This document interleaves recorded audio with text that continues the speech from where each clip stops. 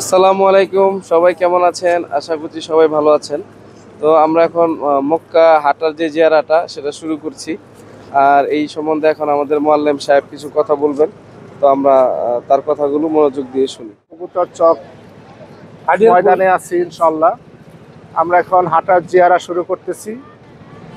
হাঁটার জিয়ারা সর্বপ্রথম কবুতর চত্বর থেকে আমরা যাব আবু জাহেলের বাড়ি, সেখান থেকে যাব আল্লাহ রসুলের বাড়ির সামনে থেকে বিবি খাদিজা রাদিয়াল্লাহু তাআলার মা বাড়ির সামনে যাব। সেখানে দেখে আমরা মসজিদে ফাতাহ, মসজিদে জিনদারি এবং জিন মসজিদ, সর্বশেষ মা খাদিজা রাদিয়াল্লাহু তাআলার কবর জিয়ারত করে আমরা আজকে জিয়ারা শেষ করব। এখান থেকে আমরা শুরু করতেছি। এখন আমরা ওইখানে যাওয়ার জন্য আমরা সবাই হাঁটতেছি আস্তে আস্তে করে। মহিলারা সবাই সামনে পিছনে আছে, কেউ সামনে আছে। আমরা সবাই একসাথে যাওয়ার জন্য ইনশাল্লাহ রওনা হচ্ছি। আমাদের জন্য সবাই দোয়া করবেন, আমরা যেন সুন্দর মতো সবাইকে উমরা করার আল্লাহ তাআলা যেন করার মতো তৌফিক দান করেন। আমিন রাহমাতুল্লাহ। আমরা এখন আছি যেখানে আইয়ামে জাহিলিয়াতের যুগে জীবন্ত কবর দিত, সেই কবরস্থানের সামনে দাঁড়িয়ে আছি। আপনারা দেখেন যে কত মানুষ খারাপ হলে জীবন্ত কন্যা সন্তানকে তারা জীবন্ত দিত। সেই আইয়ামে জাহিলিয়ার যুগে যে কবরস্থান, মানুষকে ছোট ছোট বাচ্চা নিষ্পাপ মেয়ে কন্যা সন্তানকে তারা জীবন্ত কবর দিত, সেই জায়গায় আসছি আমরা। দেখেন আপনারা কত সুন্দর, অনেক জায়গা, সুন্দর জায়গা এটা। এখানে আমরা আসছি, আমরা দেখলাম, পরিদর্শন করলাম, হাজিরকে দেখালাম। সবাই দোয়া করবেন আল্লাহ তাআলার জন্য আমাদেরকে এর থেকে শিক্ষা গ্রহণ করার তৌফিক দান করেন, যেন মেয়ে সন্তান একটা জান্নাতের একটা অংশ, এবং মেয়েকে যাতে আমরা অবহেলা না করি এবং মেয়েদের ওয়ারিশ সবাই যেন আমরা বুঝিয়ে দেওয়ার চেষ্টা করি ইনশাআল্লাহ। আসসালামু আলাইকুম রহমতুল্লাহ। আমরা আছি এখন হযরত আবু বকর রাদিয়াল্লাহু তাআলার বাড়ির সামনে, এবং এই দেখেন আপনারা যে বড় বাড়িটা দেখা যাচ্ছে, এটা 4 তলা হলো মসজিদ এবং পুরোটা হলো উপরে এলো মক্কা টাওয়ার যাকে বলা হয়, সেইখানে আমরা অবস্থান করতেছি। আপনারা দেখেন ইনশাআল্লাহ সবাই যে হযরত আবু বকর রাদিয়াল্লাহু তাআলা তার জীবন দশায় যা আছে সব কিছু আল্লাহর রাস্তায় দান করে গেছেন।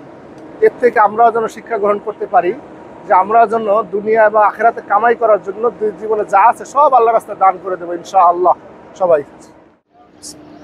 আমরা এখন অবস্থান করতেছি আল্লাহ রসুলের বাড়ির সামনে, যে বাড়িকে এখন লাইব্রেরি বানানো হয়েছে। আমরা ভিতরে ঢুকতে পারি না, এখন আর ঢুকতে দেয় না সরকার, সৌদি সরকারের নির্ধারিত। এর পাশে রয়েছে আবার জমজম কূপের এরিয়া, যেখান থেকে পানি পরিশুদ্ধ করা হয়। এখান থেকে জমজম কূপের এখান থেকে পরিশুদ্ধ করে পুরো মক্কায় দেওয়া হয়। এরপরে দেখা যাচ্ছে এই যে আবু জাহেলের বাড়ি, যেটা আবু জাহেলের বাড়ি যেন টয়লেট বানানো হয়েছে, এটা হলো আবু জাহেলের বাড়ি, যিনি ইসলামের সবচেয়ে চরম শত্রু ছিলেন, আল্লাহ রসুলের সবচেয়ে চরম শত্রু ছিলেন। সেই আবু জাহেলের বাড়ি যেখানে একটা হাম্মাম খানা বানানো হয়েছে। সবাই এখন যত হাজি আসে প্রত্যেকে ইনশাল্লাহ চেষ্টা করে একবার একটু বাথরুমে সাক্ষাৎ করার জন্য। এর সামনে আবার রয়েছে বাদশার বাড়ি দেখা যাচ্ছে যে হলুদ বিল্ডিংটাই বাদশার বাড়ি। যে ছোট একটা পাহাড় দেখা যাচ্ছে যে কেটে ফেলা হয়েছে। এই পাহাড় থেকে উঠে আল্লাহ রসুল যখন ইসলামের দাওয়াত দেওয়া হলো, কাফেরদেরকে বলার পরে তারা বলল যে ইয়া রাসূলুল্লাহ, হে মুহাম্মদ, তুমি যদি পারো এই চাঁদকে দ্বিখণ্ডিত করে দেখা দাও, তাহলে আমি তোমাদের ইসলাম গ্রহণ করব। তারপর আল্লাহ রসুল এই আবু কুবাইস পাহাড়ে উঠে চাঁদকে দ্বিখণ্ডিত করার জন্য আদেশ করলেন, সাথে সাথে চাঁদ দ্বিখণ্ডিত হয়ে গেছিল। এবং তারপরে তারা কিন্তু এত কিছু মনে করে, তারা বলছে তুমি জাদুকর। যাই হোক, আল্লাহ তাআলা তাদেরকে হেদায়েত রাখে নাই বিধায় তারা হেদায়েতপ্রাপ্ত হয় নাই।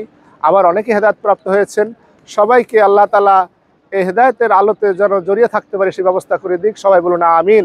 এবং আমরা যেন প্রত্যেককে হজে মাবরুর হিসাবে সবাইকে কবুল করে নিক, আমিন। আসসালামু আলাইকুম রহমতুল্লাহ। আপনারা যে দেখতে পাচ্ছেন এই যে গাছগুলো দেখা যাচ্ছে, এখানে আল্লাহ রসুলকে প্রায় 3 মাসের মতো এখানে অবরুদ্ধ করে রাখা হয়েছিল, এবং এই গাছের পাতা খেয়ে অনেক দিন যাপন করেছিলেন। তারপরে এমন অবস্থা হয়েছিল যখন পায়খানা করতো ছাগলের বকরির গুয়ের পায়খানার মতো পায়খানা করতো।